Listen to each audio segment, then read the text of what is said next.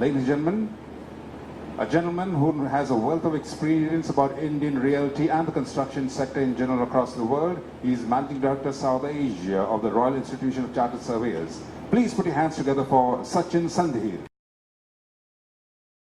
How many of you are familiar with built environment? Anybody, do you understand what built environment means? Okay. So really I'm going to talk about career opportunities in real estate, construction, and infrastructure, what is popularly known as built environment. And I guess it'll be very important for you to get a perspective on how big this opportunity is. And I genuinely believe, having been in the sector for almost about 2 decades now, I think I'm fairly well positioned to say that this is a sector which provides opportunity for money, success and fame. And I'm not just saying that because I'm trying to sell you an opportunity to get into the sector, but I genuinely believe, because I've benefited from being in the sector and having seen very fast growth at a very young age.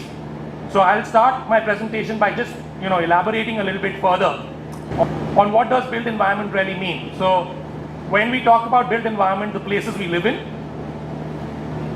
the places that we work in, so the offices that you work in, you travel to different places around the world, the infrastructure that you use, you shop, you go to retail malls, you go to high street shopping destinations, all that comprises, again, part of built environment. The places we go to for entertainment, again, all these are aspects of what constitutes built environment. But industrial properties, we talked about hotels, again, this comprises the real estate asset classes. Then you've got infrastructure.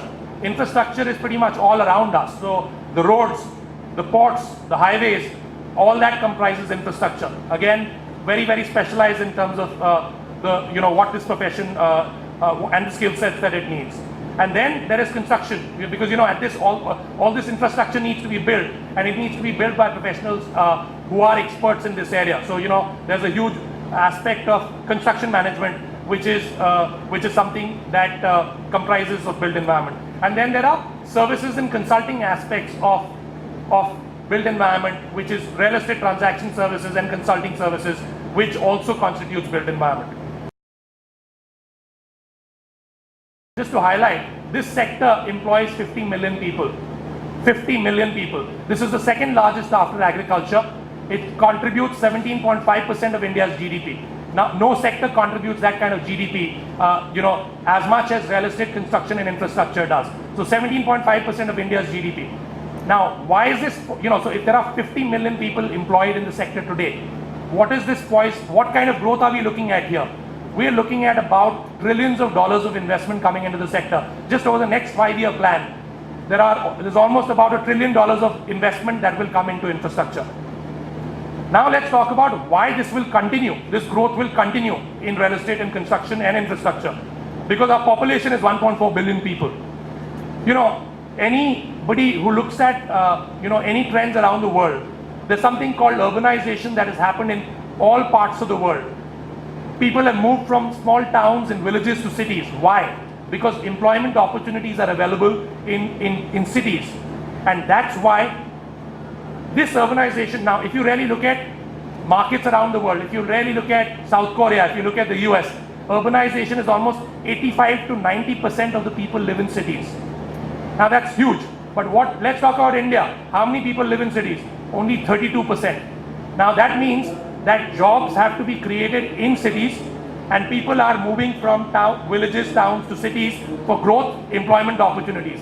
And which sector is providing those employment opportunities? Because at the end of the day, if people move from towns and cities, they need houses, they need offices, they need to eat somewhere, they need to enjoy themselves somewhere.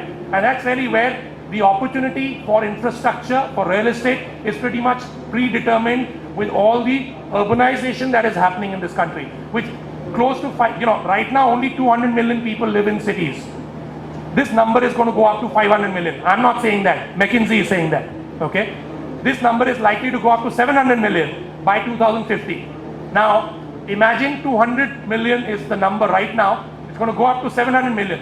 500 million people need homes, need offices, need all that infrastructure. And that's the opportunity that I want all of you to understand. What kind of jobs are being created? RICS is the global professional body for the real estate and construction sector. So it's the preeminent qualification around the world. And we did a research to see how many jobs are going to be created in the next 10 years in real estate construction and infrastructure. Almost 100 million. Now, if I could discount that by a factor of 10 to 15% here or there, I'd still say 80 million jobs in the next 10 years. Which sector in India can you tell me which will provide this kind of opportunity, this magnitude of opportunity? And this opportunity is going to be irrespective of any recession. That this manufacturing has slowed down. India's GDP growth has come down to 4.55%. But look at where jobs are being created. It's the GMRs, it's the Hiranandanis, it's the DLFs, it's the Shapurji Palunjis, it's the Larsen Toubros. There are a plethora of job opportunities that are there. Unfortunately, their big challenge is there aren't enough people. There aren't enough people with the skills that they need.